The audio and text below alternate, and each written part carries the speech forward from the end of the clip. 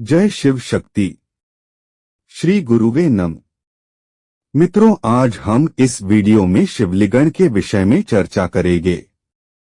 शिवालयों में स्थापित श्याम वर्ण का शिवलिंग मूलाधार का शिवलिंग है। सभी समझते हैं कि इस शिवलिंग में शिव विराजते हैं, किंतु यह शिवलिंग शिव का लिंग नहीं है, वह आधा योनि है। शिवलिंग तो मंदिर के ऊपर प्रकट होता है, जो आगे से प्रज्वलित त्रिशूल की भांति मंदिर में गिरता रहता है, अर्थात उसमें उल्टे मंदिर की आकृति की ऊर्जा संरचना निरंतर शिवलिंग पर गिरती रहती है।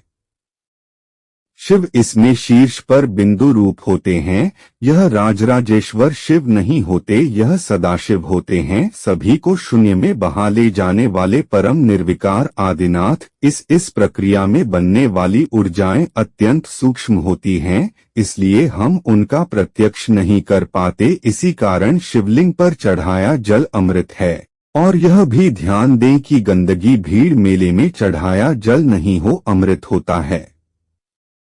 सदाशिव के संपर्क में आया जल अमृत ही हो सकता है। इसके प्रभाव का वर्णन नहीं किया जा सकता है। हमारा शरीर योनि ही है।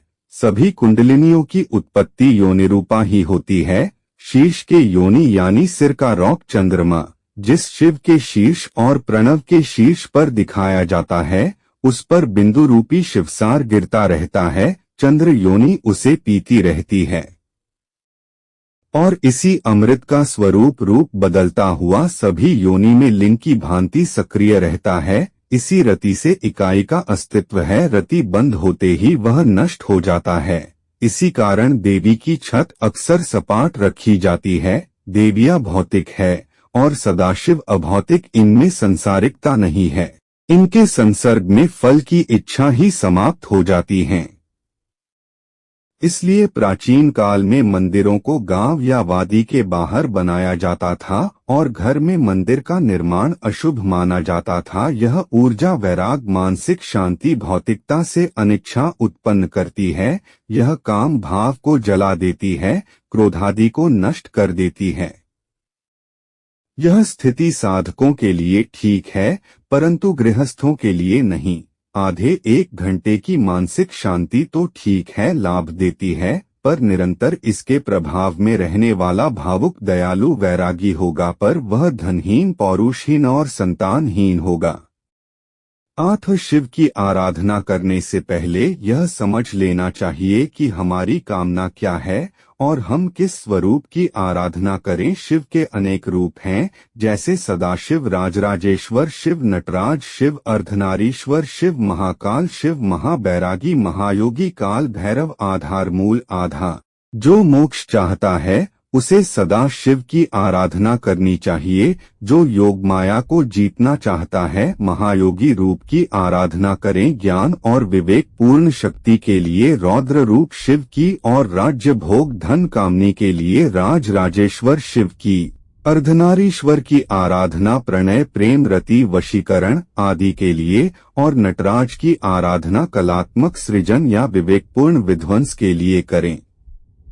महाकाल बैठ सकती हैं, जो इस प्रकृति में ऊर्जा का प्रवाह स्थापित किए हुए हैं। काल भैरव वह रूप है जो इस प्रवाह को नियंत्रित और संतुलित रखे हुए हैं। आधा शिवरूप ही है, क्योंकि इसी के आकर्षण से सदाशिव फिर के चांद में समाते हैं। इन तीनों की आराधना समय के प्रभाव से बचने, दीर्घायु, शत्रु जय आदि के लिए करनी चाहिए। साधना विधि अपने संस्कारों के अनुरूप ही चुने। वैसे महाकाल, काल भैरव आधार मूल तामसी रूप है और इन पर नियंत्रण के लिए पहले स्वयं इनके समान ही उग्र होना पड़ता है।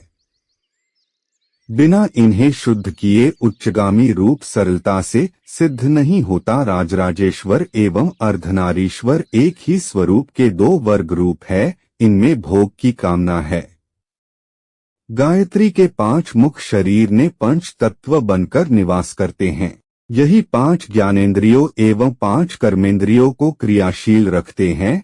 यही तत्व बोध में पचीकरण विधा बताई गई है।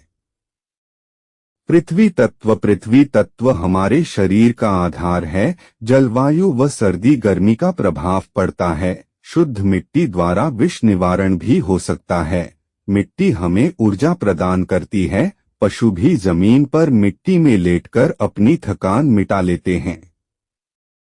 जल तत्व की गड़बड़ी से दस्त, पेचिस, मित्र रोग, सर्दी, जुकाम रोग हो जाते हैं। पानी को सदा घुट घुट कर धीरे धीरे दूध की तरह पीना चाहिए। यह भावना करनी चाहिए कि यह अमृत तुल्य जल शीतलता व मधुर से भरा शक्ति युक्त है। जल चिकित्सा में कटिस्थान में स्नान, गीली चादर या लपेटना आदि विधियां है।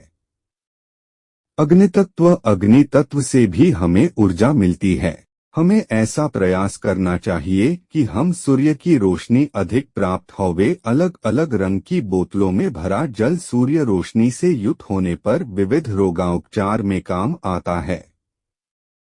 वायु तत्व की मात्रा में अंतर आने से गठिया, लकवा, चेचक, दर्द, कंपन, नाड़ी रोग आदि रोग हो जाए हैं। चंदन, बूरा, देवदारू, जायफल, इलायची, जावित्री, अगर तगर, शक्कर, जटामासी, गुगल आदि की धूप व हवन से करने वातावरण शुद्ध हो जाता है।